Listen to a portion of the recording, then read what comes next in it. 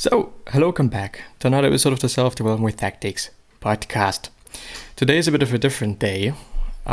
Yesterday, I might have gotten an email regarding certain copyright issues that I might have to deal with now. And therefore, we're going to do something different today. We're not going to watch a video. I think it is complicated. I mean, there are reaction videos, and they're also stated as reaction videos, which is basically kind of, I think, also the form that I'm kind of in at this point of time. But I don't know what rules are when it comes to podcasts, since I am using the audio of the video and then upload it as a podcast so that, people sometimes do not have the time to watch a fucking 30-minute video, and or it's just more convenient and better for them in terms of learning, in terms of whatever the fuck. I don't know. But there we are. We're going through another book summary, kind of back to the roots. I am probably going to go for bottom to top, because I sometimes have a feeling, well, actually quite often have a feeling that it is better. There we go. I don't yet know how to deal with that shit now, but I think that works quite well. This, by the way, is by Derek Sivers. It is not something I have written. It is Derek Sivers' book notes page that is available to everyone, and I'm using it as a source. Relationship Handbook by George Pransky. He read it 16th of August 2022, and it was rated a 10 out of 10. So it makes it a really good book. Since Derek went through so many books, I would assume, and I would say that when he's rating something a 10 out of 10, or in general his ratings, they might mean something. Of course, it is very specific to him and specific to what he already knows, probably, and what his experiences are, and so on and so forth, and him as a person, but still, it might mean something.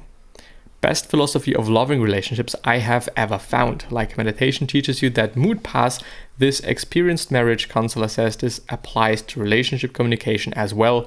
When angry or insecure, don't vent, don't share that. Let the feeling pass. Your anger doesn't reveal some real truth. Everyone in a romantic relationship should read this. And here I am.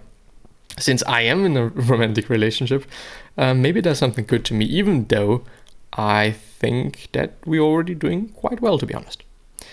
The reason they seek so much excitement is that excitement is not very satisfying. Which makes sense. I don't think very satisfying. But it is not very satisfying. So it is satisfying to some degree, but not that much, so which leads to us needing quite a bit of it. So actually quite a lot of it. So maybe, just maybe, we're searching more excitement, the thrill, because of that, because we do not get that much out of it. The opposite of disagreeing is understanding. I think understanding, and it's basically empathy, isn't it? Empathy and being able to understand somebody is a crucial skill. I would actually say it is a hard skill. Since soft skills are always, being talked down that much, I think they matter quite a bunch. I think they should not be overlooked. And when it comes to hiring, I guess this is still something that people are doing. I would assume, can you actually see what I'm seeing? I don't think so. And I cannot, can I do this? Well, anyway, I think that when you're hiring somebody, and especially when it is a position in which this person has to deal with people in, it makes really sense, to think about empathy and think about human skills. And I would assume that a good set of human skills and being good at dealing with other people is a great way also to excel your career and, I would argue also to be happier. If people like you, and a lot of people like you, I would feel bad about myself compared to nobody likes me and everyone quite hates me. So it just does make sense, I'd say. Let's actually pick the one that I see, or that you as well see. A focus on problems is the number one relationship killer. It lowers your spirits and makes things look worse than they really are. Yeah. I mean, the thing is, when you've been in a relationship for, I don't know, let's actually also say a few months, it still says something. I mean, it might say something good about the relationship, or it might be saying something good about you as a person, you trying to get things right, or the other person trying to kind of work that out, even though maybe it clearly won't ever be fine, or it won't ever be correct, or it won't ever work out. But still, I think definitely, and this is something that we could all apply to life, basically. Always focusing on the things that we're not having, always focusing on the things that we lack, that we would like to have, always the problems. Yeah. I mean, it is not good, is it? Focus on the good things sometimes, or at least realize when you're being too, maybe too negative, when you're being too focused on the downsides. There are many upsides, and there are many upsides we could also, I want to underline could, think about, keep in mind, we could think of, but it is difficult. It really is. I mean, if it was so easy, we would all have 6-pack abs and be really rich and whatever. If it was only about talking to ourselves in a good way or positively, or if it was just only about reading books and so on and so forth. I mean, there are many examples for that.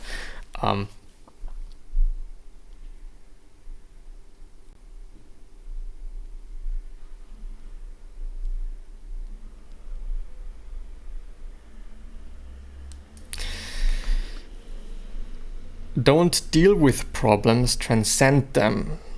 To help mates to change, you must totally accept them as they are. Change of heart is the mechanism for saving and improving relationships.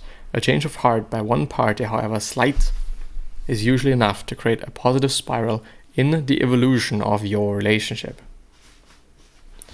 Once you drop your ill will, your mate will feel more secure and will be likely to correct the conditions that concern you. Dissatisfaction is a thought process that brings unhappiness. The alternative to worry and dissatisfaction is enjoyment. We can use the mind to enjoy life, or we can use it to judge, analyze, and compare what we see, which is basically the same thing as before.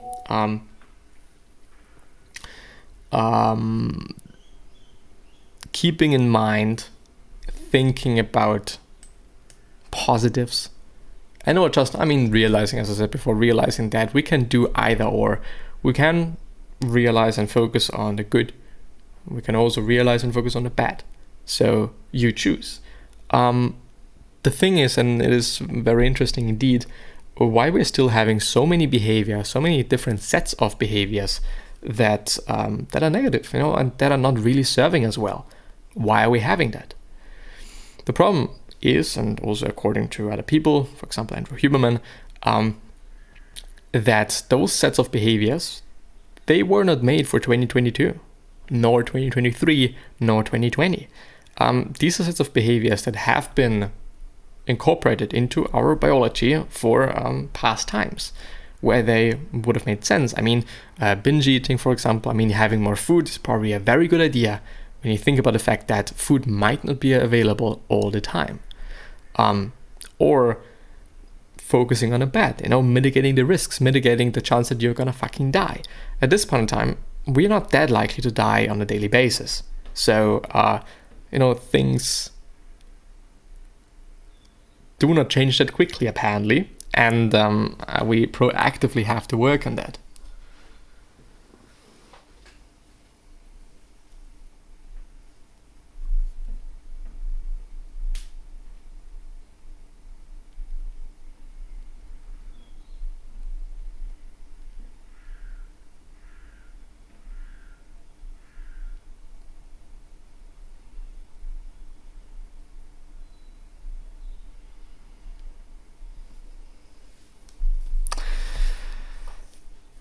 once you drop your ill will, dissatisfaction is a thought process that brings unhappiness. The alternative to worry and dissatisfaction is enjoyment.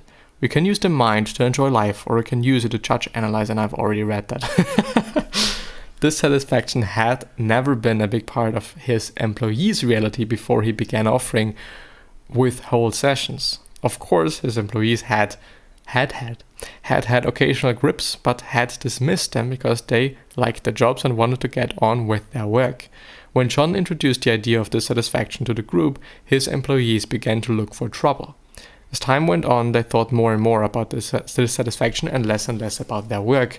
Now they shared a dissatisfaction mindset. Also, yes, I can think about things and I can talk about things.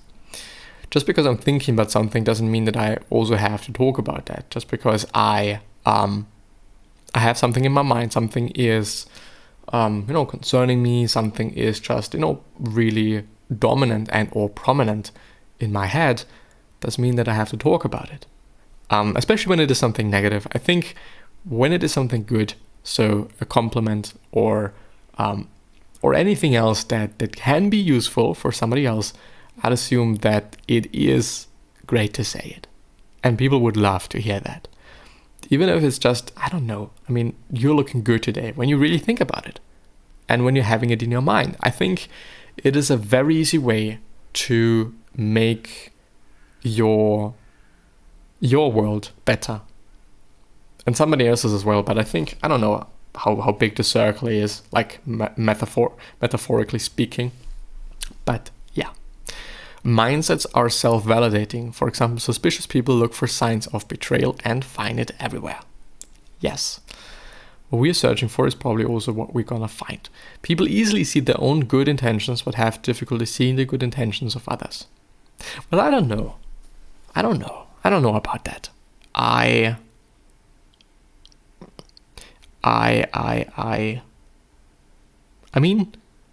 think it also depends on who you are as a person. If you're seeing the good in people, or if you're seeing the bad in people, or if you're seeing the good intentions / bad intentions.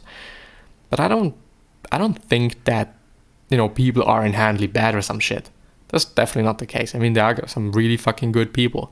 And one should therefore really be even more happy about this fact. Because we're having good people. And it unfortunately is not the norm. It should not be taken for granted, because it is not norm. It is not normally. It is not what things are always like. There are a lot of shitty people, but of course, when I'm only focusing on the shitty people, I'm only just gonna see them, because I literally physically do not see anything else. And I just thought about the whole thing with nice guys finish last, because of the whole, okay, I'm thinking about bad people and, just not thinking about the good ones. So is it really the case that good guys finish last? Maybe there are some studies on that. I don't know. But, and some pseudo experts on that. I don't know. I wouldn't say so. Of course, when I'm focusing on it, then I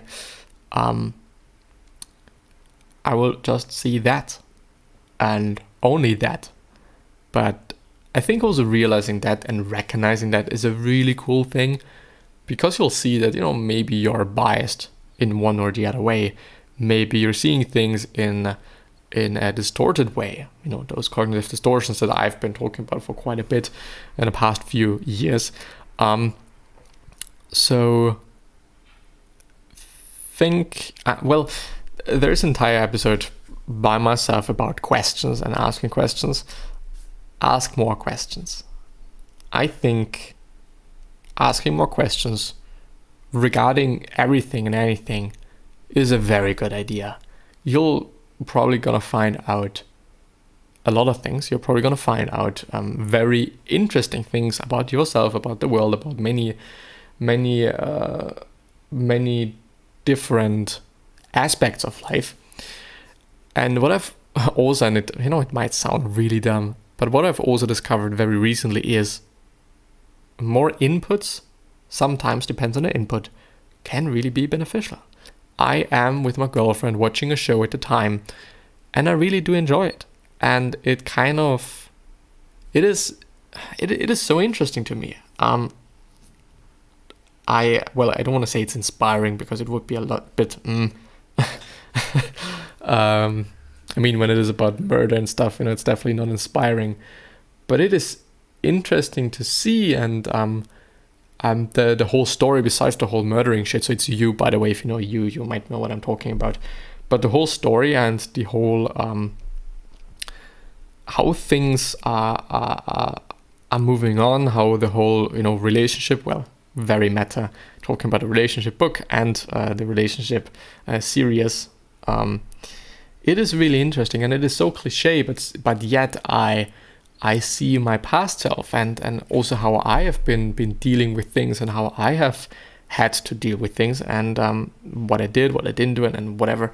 Very interesting, really, really interesting. And I thought and found that quite astonishing as well. Again, as dumb as it might sound, I